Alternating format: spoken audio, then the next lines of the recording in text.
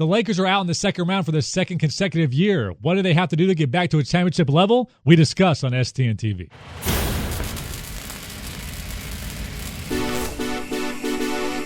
Welcome on Inside Voice of the Nation Fast Break. My name is David Brickley alongside Kevin Figures. Well, you're happy, Kevin, because this is what you said in the beginning of the season. I'm not happy. This Laker team was not good enough to win it all. They didn't win it all, so Kevin Figures is right, and you right off to the sense. Just because I'm right doesn't mean I'm happy. I didn't want the Lakers smiling to ear lose. to ear when you walked in here. I was as well. I'm a happy guy. I like to be in a good mood. I don't like things to affect my life. I like to be happy. But look, it was not a successful season for the Lakers. Obviously, they're a team that looks to win a championship every single year. They fell short this season. Not just because I saw that coming doesn't mean I'm happy about it.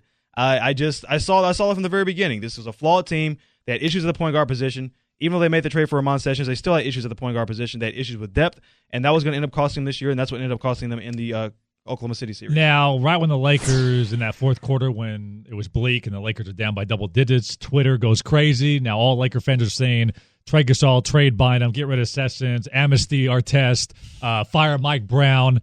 What are the realistic things that need to be done? Because there has to be changes made. You have to admit that. Realistically speaking, I mean, the Pau Gasol trade looks like they tried to trade him last year in the Chris Paul trade, and rumors swirled about him maybe going to Houston for a Kyle Lowry type of deal. I think from a financial standpoint in the salary cap, they're not going to pay Kobe Bryant, Andrew Bynum, and Pau Gasol 40 to 50% of their salary cap space. It's just not financially feasible. So one of those guys has to move. The more likely of those guys to be moved is Pau Gasol. I think what we realize is these three personalities in Gasol, Bynum, and Kobe, the big three, they don't work. You have Kobe Bryant, the alpha male. Gasol can be passive and soft at times. And Bynum, he pouts and really is inconsistent. He plays at the top of his game every other game. So he'll have a game where he has 30 rebounds or 20 rebounds. He'll have a game where he has a triple-double. And then he'll have a game like Game 5. He only had 4 rebounds. 4 rebounds in an elimination game in Oklahoma City? That's not all-star basketball. That's unacceptable. And this is for the future of your franchise, quote-unquote, the guy that's going to carry the torch once Kobe Bryant retires. And look, and I have said this in the past, too. I don't think Andrew Bynum is a number one option for a championship team. I don't think he'll ever develop into that. I've never seen anything of him to make me believe he can be that. I think that one of the big issues this season was trying to get Pau Gasol and Andrew Bynum to fit together in Mike Brown's system. I think Phil Jackson did such a great job of incorporating the both of them. They're both more back-to-the-basket players, and you saw when Pau Gasol was relegated to more of a mid-range jump shooter this season, he wasn't that effective. And I think that was the biggest problem for Mike Brown this season, was getting those two guys to play together as a cohesive unit, and it just didn't work out. So one of those guys is going to have to go in the offseason, in my opinion. Well, in the beginning of the season at Media Day, Bynum was famous for saying, quote, there's a bank in every city. Right. At the end of the season, after they just got beat by Oklahoma City after having 4 rebounds, Bynum says after the game, I'll play anywhere. Right. So I think the legacy, he can care less about the Laker organization. He can care less about the purple and gold. That, I'm not putting my franchise behind that guy.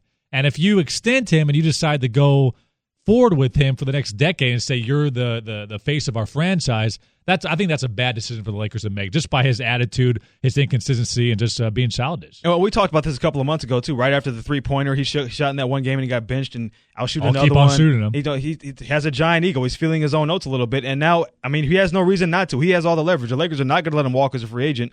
If he does walk, there's not going to be any shortage of teams that are going to sign him to a maximum extension, a maximum contract. So he's the second best, or best if you're Shaq. He says he's the best center in the NBA, better than Dwight Howard. I mean, if you're Andrew Bynum and you're a young guy and everybody's coming after you this way, he can act this way and have no recourse. It doesn't matter. We polled Laker Nation on Facebook who's most likely to go next season. 58% said Pau Gasol, 30% said Mike Brown, and 12% said Andrew Bynum. I agree with you that Gasol has to go.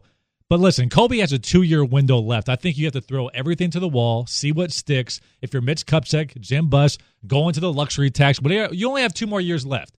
And when Kobe hangs it up, you're probably going to go through a 5 or 6 year period where you're a first-round team in the playoffs, or you may not even make the playoffs. That's what happens with franchises. But if they don't put the right talent around Kobe when he still has a few more elite years left, I think that's a terrible mistake. Well, the problem is going to luxury tax. I don't want to bore the audience here with all this money issue stuff, but look, if you go into the luxury tax now for the next couple of years, 2 or 3 years, it's going to affect you moving forward after that. There are penalties that go against you. But it doesn't matter because after Kobe retires, you're going to suck anyway. Let's be honest. You're not going to be a championship contender, so this is your bet. I mean, how many franchise players are there in the league? Not many, probably Kevin Durant, 5. LeBron, Kobe. I mean, you have one of these guys still dropping 43 in Game 5, still at elite level. You have to bring someone in more pieces in order to give that person a shot to win a championship. Because once Kobe leaves, your chances are bleak anyway. You can't regardless of what your money is. You can't have the mindset of, well, we're going to suck once Kobe leaves anyway. You have to be able to say, okay, we want to be able to compete now and compete after Kobe leaves. Now, whether that's feasible or not, that's up for debate. But nobody's going to say we're going to suck completely after Kobe leaves. In 97, 98, it's not like the Bulls got rid of Kukoc because they wanted to save money or let Rodman go in free agency because, they want to stay under the cap for the next few years. They put all their horses in a couple of seasons, and then from there, the Bulls were bad until Derrick Rose came. That's what happens with franchises. Sometimes the Lakers have not had a sustained level of inconsistency after that. I mean, after the Magic Johnson, they had that kind of the bleak years of Nick Van Exel and all those guys. They still made the playoffs. But they had two franchise guys with Shaq, and then he left and Kobe stepped in. I don't think Bynum's going to be that same transition from Shaq to Kobe to Bynum. No, he won't be as good, but I think he'll be good enough to at least make you some sort of a contender. You surround him with the other players. Maybe another star player will be willing to come once you do clear up a little bit of cap room. But I'm not going to say completely blow up the next 5 years of your salary cap based on just 2 seasons. You have to be smart about this. I don't know. I just think you've got to capitalize while Kobe is still elite. If you don't, I think they'll be looking back at it and well, maybe. You have to look at this, too. If you're talking about making trades and sending guys, it takes 2 to tango, too. You have to find the trade that works. You have to bring in the right players that work. The Lakers are in dire financial straits no matter what they do. Even if they do trade off a couple of guys, Amnesty, Ron Artest, or Metta World Peace, they're still not going to have a lot of money to bring in free agents. So they're going to have to get really creative when it comes to trades. They have 1 draft pick in the second round this year. They traded all the draft picks at the trade deadline. So they have to be really creative. They're going to be a championship contender and build a team for the next couple of years with Kobe Bryant because they just don't have a lot of flexibility right now as far as their money goes. All right, Kev, so let's go with the Laker Nation. What do you think? We're going to give you a chance, as always, to win a Fighting Lakers Titanium bracelet. What changes do the Lakers need to make in the offseason to become a championship contender once again? For Kevin Figures, my name is David Brickley, STNTV.